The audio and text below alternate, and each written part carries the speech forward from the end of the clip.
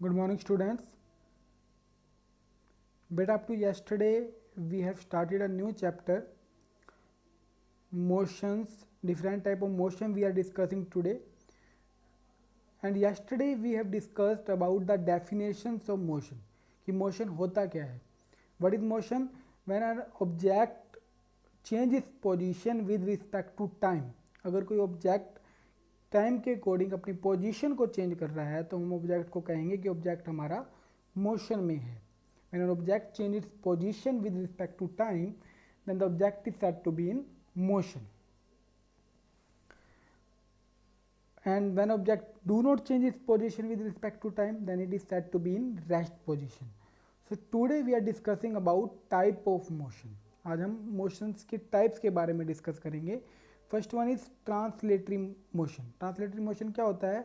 If a body moves on a whole from one place to another, जब एक body एक place से दूसरे प्लेस पर मूव करती है, एक प्लेस से दूसरे प्लेस पर चली जाती है, मतलब कि बॉडी का कोई उस बॉडी का कोई एक पार्ट मूव नहीं करता, वो पूरी बॉडी मूव करती है एक प्लेस से दूसरे प्लेस पे, तो उस तरह के मोशन को हम क्या कहते हैं?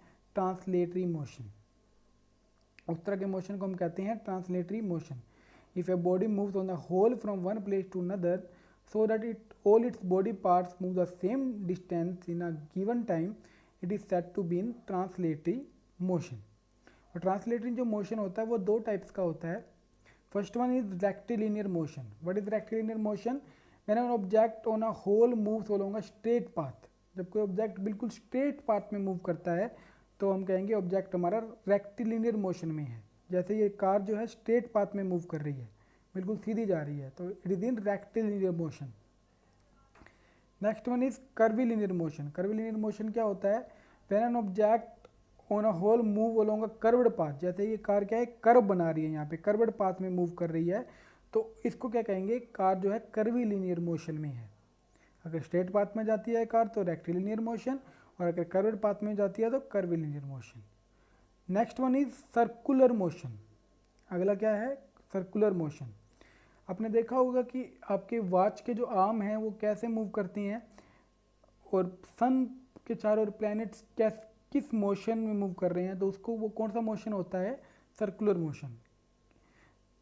When an object move on a circular path along a fix point. जब कोई ऑब्जेक्ट किसी सर्कुलर पाथ में मूव करता है, मतलब एक सर्कल बनाता है कोई ऑब्जेक्ट एक फिक्स पॉइंट के चारों ओर, एक फिक्स पॉइंट के चारों ओर जब कोई ऑब्जेक्ट एक सर्कुलर पाथ बनाता है तो उस तरह के मोशन को हम सर्कुलर मोशन कहते हैं.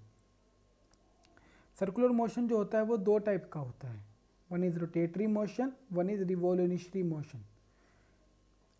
इन द अबो एग्जाम्पल हमने भी पढ़ा कि the arm of a watch, किसी वॉच के जो आर्म होते हैं, प्लैनेट जो है सन के चारों ओर मूव करते हैं, this all are in the circular motion.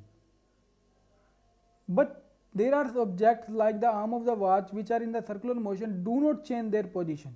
अब जैसे वॉच है, वॉच के आर्म्स अपनी पोजीशन चेंज कर रहे हैं, लेकिन जो पूरी जो हमारी वॉच है, वॉच अपनी पोजीशन चेंज नहीं कर रही है, वॉच अपनी पोजीशन पे है.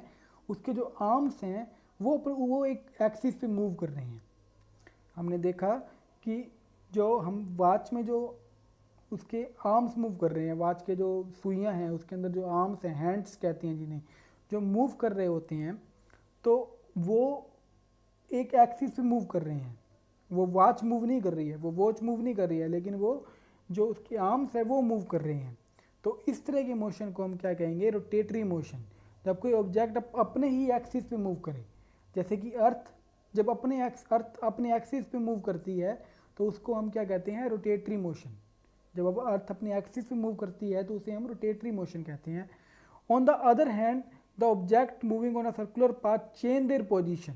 जब ऑब्जेक्ट अपनी पोजीशन चेंज कर रहा है on the whole from one place to another, इसमें ऑब्जेक्ट अपनी पोजीशन चेंज नहीं कर रहा है, उसके आर्म्स मूव कर रहे हैं, वो एक एक्सिस पे मूव कर रहे हैं उसके आर्म, किसमें? रोटेटरी मोशन में. लेकिन रिवोल्यूशनरी मोशन में क्या होगा? ऑब्जेक्ट अपनी पोजीशन चेंज करेगा. जैसे कि प्लैनेट सन के चारों ओर मूव कर रहे हैं, तो वो किस मोशन में मूव करेंगे? रिवोल्यूशनरी मोशन में मूव करेंगे.